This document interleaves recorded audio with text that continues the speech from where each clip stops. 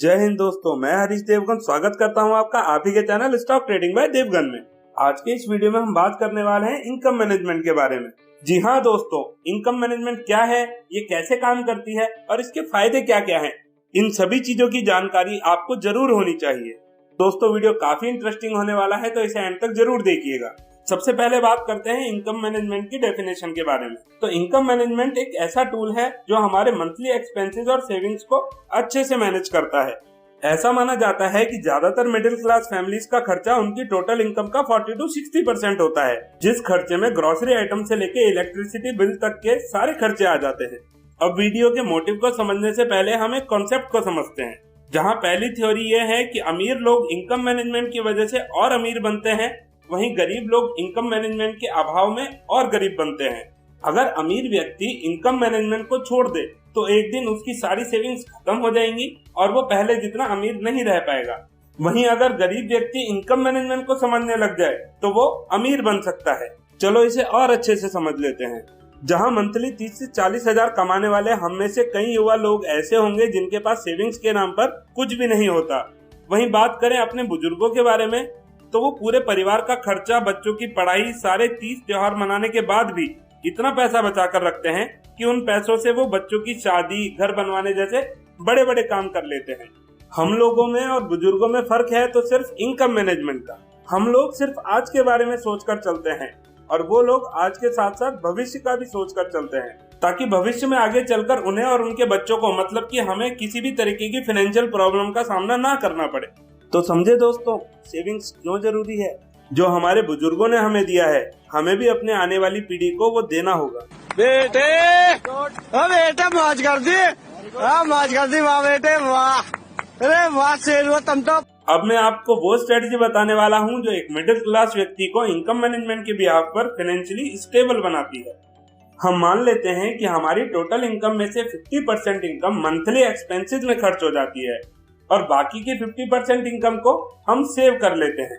इस 50% saved income को कहाँ यूटिलाइज करेंगे, अब वो समझते हैं।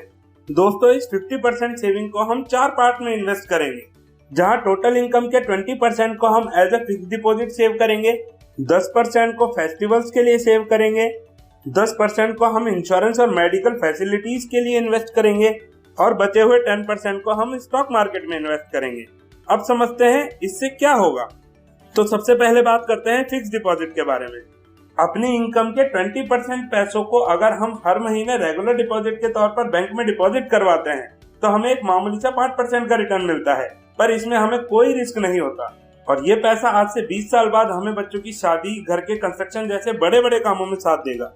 बात करें फेस्टिवल के लिए सेविंग की, तो हम में से कई लोग ऐसे होंगे जो या तो बिजनेस करते हैं या फिर अनऑर्गेनाइज सेक्टर में जॉब करते हैं। हमें फेस्टिवल पर कोई बोनस नहीं मिलता, लेकिन त्योहार मनाने का मन तो हमारा भी होता है। इसीलिए हर महीने अगर हम अपनी इनकम का 10% अलग से फेस्टिवल के लिए सेव करते हैं तो फाइनेंशियली हमारे लिए त्योहार मनाना काफी आसान हो जाता है। अब बात करते हैं इंश्योरेंस एंड मेडिकल फैसिलिटीज की। तो हर फैमिली में बुजुर्ग और बच्चे जरूर होते हैं जिनकी सेहत का ध्यान खास तौर पर हमें ही रखना होता है और ऐसा माना जाता है कि कभी कभी हॉस्पिटल में जाने के बाद हमें अपनी जिंदगी भर की सेविंग्स खर्च करनी पड़ जाती है। तो हॉस्पिटल और मेडिकल के इस बड़े खर्चे से बचने के लिए हमें फैमिली हेल्थ इंश्योरेंस कराना चाहिए, ताकि ज्यादा पैसे खर्च किए बिना हम किसी भी प्रकार की मेडिकल फैसिलिटी ले सकें। और एक बात, घर का वो मुखिया जिसकी इनकम पर पूरा परिवार डिपेंडेंट होता है, अगर उसे कुछ हो जाता है तो परिवार को काफी परेशानियों से गुजरना पड़ता है, जिनमें सबसे बड़ी परेशानी होती है घर चलाने के लिए पैसों की। इस समस्या से बचने के लिए हमें एक टर्म इंश्योरेंस कराना चाहिए, जिसका मंथली प्रीमियम महज 500 रुपए से 1000 रुपए का होता है। इंश्योरेंस कंपनी टर्म इंश्योरेंस के बेसिक प्लान में मरने वाले व्यक्ति के नॉमिनी को 1 करोड़ रुपए देती है अगर मरने वाला व्यक्ति नॉन स्मोकर था तो, और 50 लाख रुपए देती है अगर मरने वाला व्यक्ति स्मोकर है तो। दोस्तों, ये सब बातें आपको अजीब लग रही होंगी, पर इनकम मैनेजमेंट का ये एक पार्ट है और आप भी ये नहीं चाहोगे कि आपके जाने के बाद आपकी फैमिली को फाइनेंशियली सर्वाइव करना पड़े। अब बात करते हैं चौथे सेगमेंट की, तो वो है 10% इन्वेस्टमेंट इन स्टॉक मार्केट। हमें हमारी टोटल इनकम का 10% हिस्सा स्टॉक मार्केट में भी इन्वेस्ट करना चाहिए।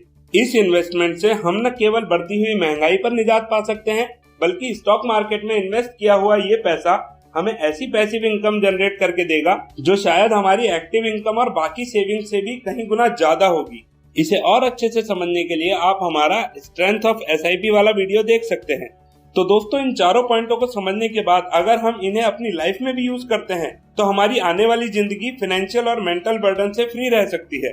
दोस्तों, इस वीडियो को ज्यादा से ज्यादा दोस्तों और रिश्तेदारों तक शेयर करना ताकि वो भी फाइनेंशियली अवेयर हो सके, क्योंकि स्कूल में हमें अकबर और ताजमहल के बारे में तो बताया जाता है, पर हमें मनी मैनेजमेंट के बारे में कभी भी नहीं पढ़ाया जाता। बल्कि रियल लाइफ में हिस्ट्री से ज्यादा इम्पोर्टेंट मनी मैनेजमेंट या फिर फाइनेंशियल अवेयरनेस होती है, क्योंकि हमारी जिंदगी का ज्यादातर समय या तो हम पैसा कमाने में लगा देते हैं या फिर उसे उड़ाने में।